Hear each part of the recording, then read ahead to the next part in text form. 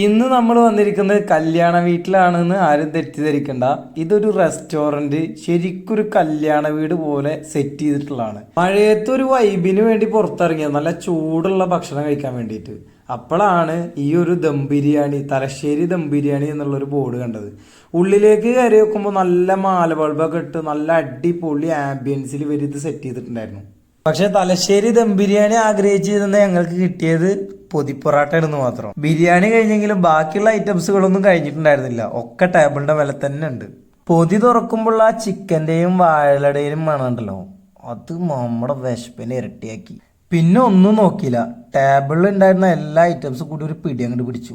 2 പൊറാട്ടയും ആവശ്യത്തിന് ചിക്കനും ഇതിലുണ്ട്. 100 രൂപ നമ്മൾ കൊടുക്കുന്നതിനുള്ള ക്വാണ്ടിറ്റി പക്ക അതിലുണ്ട്. പക്ഷേ ടേസ്റ്റ് നമുക്കൊരു ഹൈപ്പ് കൊടുക്കാൻ പറ്റില്ല, ഒരു ആവറേജ് സാധനം.